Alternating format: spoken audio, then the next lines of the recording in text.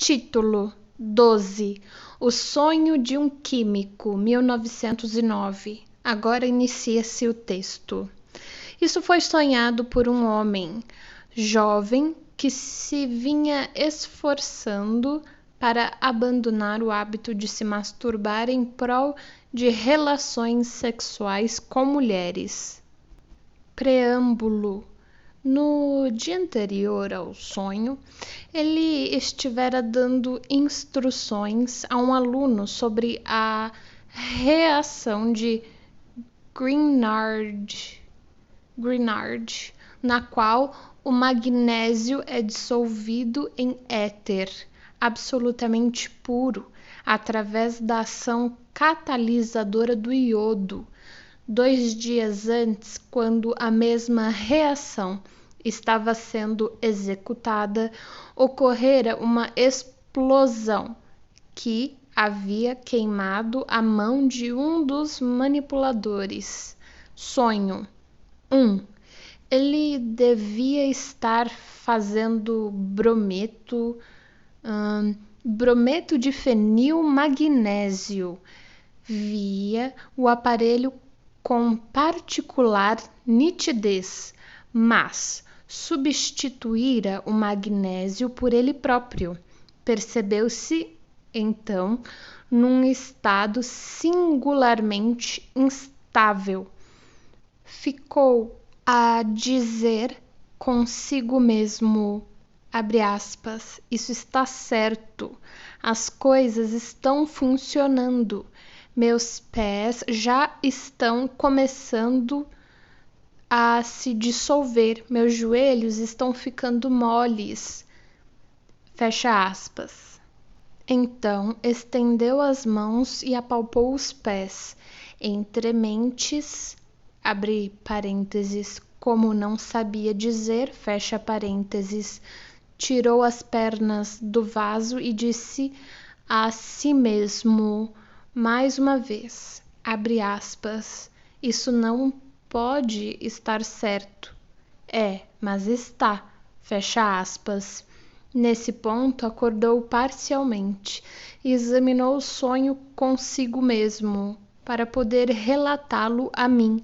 Estava positivamente assustado com a solução do sonho. Sentiu-se extremamente excitado durante esse período de semi-adormecimento e ficou a repetir, abre aspas, fenil, fecha aspas. 2. Ele estava em ING, com sua família inteira e deveria estar em Schottentor, Schottentor, às 11h30 para se encontrar com uma certa mulher, mas só acordou às 11h30 e disse para consigo, abre aspas, é muito tarde, não se pode chegar lá antes de 12h30, fecha aspas. No momento seguinte, viu toda a família sentada à mesa. Via sua mãe com particular nitidez e a empregada carregando a terrina de sopa. Então pensou, abre aspas, bem, já que começamos a almoçar, é tarde demais para eu sair, fecha aspas. Análise, travessão. Ele não tinha nenhuma dúvida de que mesmo a primeira parte do sonho tinha alguma relação com a mulher com quem ele iria se encontrar. Abre parênteses, tivera sonho na noite anterior ao esperado rendes, com Z, travessão, voos, fecha parênteses. Considerava o aluno a quem dera instruções como uma pessoa particularmente desagradável. Tinha-lhe dito, abre aspas, isso não está certo, fecha aspas, porque o magnésio não dera nenhum sinal de ser afetado. E o aluno havia respondido como se estivesse inteiramente despreocupado, abre aspas. não está, fecha aspas. O aluno devia representar ele próprio, entre parênteses o paciente, que era tão indiferente em relação à análise quanto o aluno a respeito da síntese. O, entre aspas, ele do sonho que executava a operação representava a mim. Quão desagradável eu deveria considerá-lo por ser tão indiferente ao resultado. Por outro lado, ele, o paciente, era o material que estava sendo utilizado para a análise, entre parênteses, ou síntese. O que estava em jogo era o êxito do tratamento. A referência às suas pernas no sonho fez com que se lembrasse de uma experiência na noite anterior. Estava tendo uma aula de dança e se encontrara com uma moça a quem muito desejava conquistar. Abraçara-a com tanta força contra si que, em certo momento, ela deu um grito.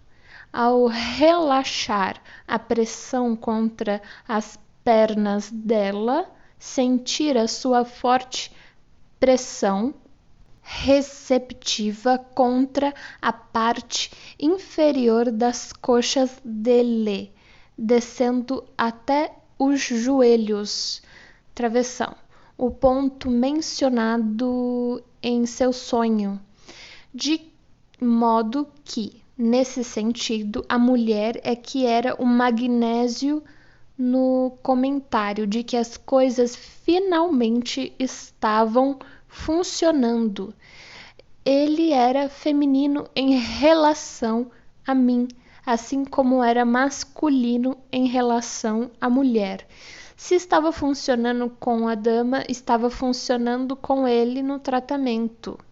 O fato de ele se apalpar e as sensações nos joelhos apontavam para a masturbação e se encaixavam com sua fadiga do dia anterior, travessão. Seu encontro com a moça fora marcado de fato para as 11h30. O desejo de não comparecer a ele dormindo demais e de ficar em casa com seus objetos sexuais, abre parênteses, isto é, de se ater à masturbação, fecha parênteses, correspondiam à sua resistência. No tocante à repetição da palavra fenil, ele me disse que sempre apreciara muito todos esses radicais que terminavam em il, por serem muito fáceis de usar. Benzil, acetil, etc. Isso explicava, mas quando lhe sugeri schmelemil, SCHLEMIHL, como outro radical da série, ele riu gostosamente e me disse que, durante o verão, lera um livro de Marcel Prévost, no qual havia um capítulo sobre les exclus de l'amour, que de fato continha algumas observações sobre les Schlemiles. Ao lê-las, ele dissera consigo mesmo: é assim mesmo que eu sou. Travessão. Se tivesse faltado ao encontro, isso teria sido outro exemplo de sua schelemilidade.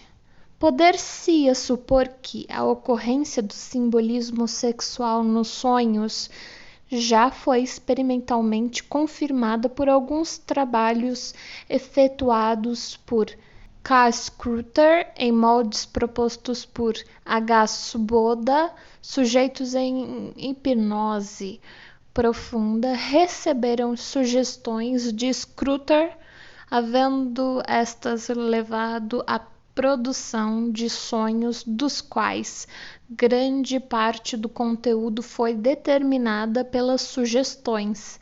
Se ele desse ao sujeito a sugestão de que ele deveria sonhar com relações sexuais normais ou anormais, o sonho, obedecendo a sugestão, utilizaria símbolos que nos são familiares a partir da psicanálise, em lugar do material sexual. Por exemplo, quando se deu ao sujeito do sexo feminino a sugestão de que sonhasse estar tendo relações homossexuais com sua amiga, esta apareceu no sonho carregando uma bolsa surrada com uma etiqueta que trazia os dizeres só para damas. Afirmou-se que a mulher que teve esse sonho nunca tivera nenhum conhecimento do simbolismo nos sonhos ou da interpretação destes. Surgem, contudo, dificuldades em formarmos uma opinião sobre o valor desses interessantes experimentos, pela infeliz circunstância de o Dr. Scruter ter se suicidado pouco depois de efetuá-los. O único registro deles encontra-se numa comunicação preliminar publicada no Zentralblatt für Psychoanalyse. Entre parênteses, Scruter ou Scroter, eu não sei como se letrema, 1912, fecha parênteses.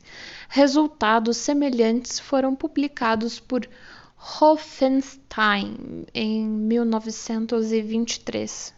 Alguns experimentos realizados por Bettelheim e Hartmann, 1924, foram de particular interesse, visto não terem feito uso da hipnose.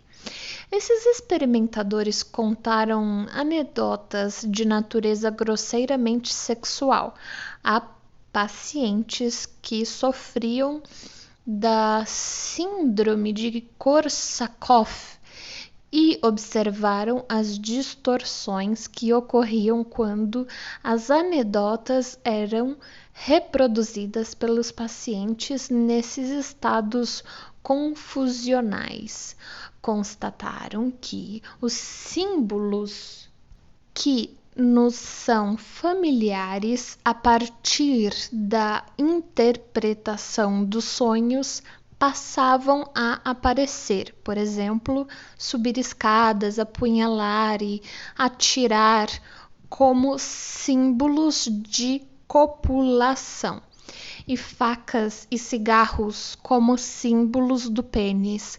Os autores atribuíram especial importância ao aparecimento do símbolo da escada, pois, como observaram acertadamente, abre aspas, nenhum desejo consciente de distorcer poderia ter chegado a um símbolo dessa natureza, fecha aspas, 1925.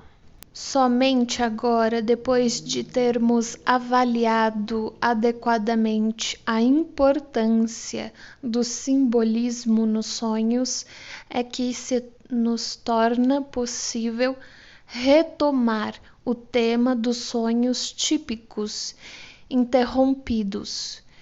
Penso termos razão para dividir esses sonhos, grosso modo, em duas classes: os que realmente têm sempre o mesmo sentido e os que, apesar de terem conteúdo idêntico ou semelhante, devem, não obstante, ser interpretados de maneira extremamente variada.